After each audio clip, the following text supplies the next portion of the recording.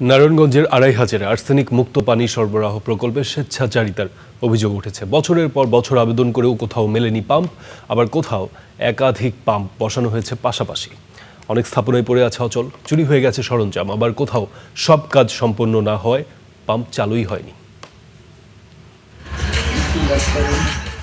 নারায়ণগঞ্জের ২৫০০ জনসাধারণকে বিশুদ্ধ পানি দিতে বসানো হয়েছিল গভীর নলকূপ।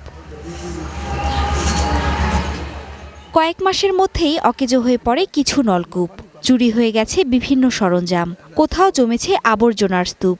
সরকারি অর্থ খরচ হলেও সেবা থেকে বঞ্চিতই রয়ে গেছেন এলাকাবাসী। পানি মুখতে আমরা মর্দাদির ফলা ফান বালা নাই বন্ধ করেছে, ইটমি দিয়া বাঙ্গা চেঙ্গা যাইছে। অনেক দিয়েছে কষ্ট করে, অনেক দেওয়াতে না দেওয়াতে হুমা। স্থানীয়দের অভিযোগ, জনস্বাস্থ্য প্রকৌশল অধিদপ্তরের আর্সেনিক মুক্ত বিশুদ্ধ পানি সরবরাহ প্রকল্পে হয়েছে স্বেচ্ছাচার।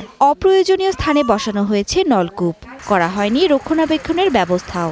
ডাবাইছে বর্তমানে মনে করেন পানি কি ব্যবহার, কিন্তু লোক হবাই নাই, একদিন দেখেও নাই। মহিলার কাছে কমপ্লেন দিলেও মহিলা কোনো গুরুত্ব দেয় নাই। ফলাবানা ভেঙে লাগছে, বাঙ্গাল আবার মরা কাড়াই মেলা লাগছে ভাই, আর টাঙ্কিটা মেলা বাইতে থাকা। বিগত 4 বছর হয়েছে এটা আপনার চালু করা হয়েছে।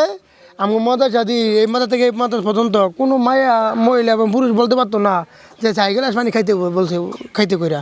নলকূপের যে মোটর ছিল ওইটা চুরি হয়ে যাওয়াতে এখন ওই নলকূপটাও অকেজো হয়ে আছে। এখন এটা কি পরবর্তীতে চালু হবে কি হবে না, এই ব্যাপারে আমি কিছুই বলতে পারবো না। অভিযোগ নিয়ে কথা বলতে নারাজ জনস্বাস্থ্য প্রকৌশল অধিদপ্তর, তবে যাচাই করে ব্যবস্থা নেওয়ার আশ্বাস উপজেলা প্রশাসনের।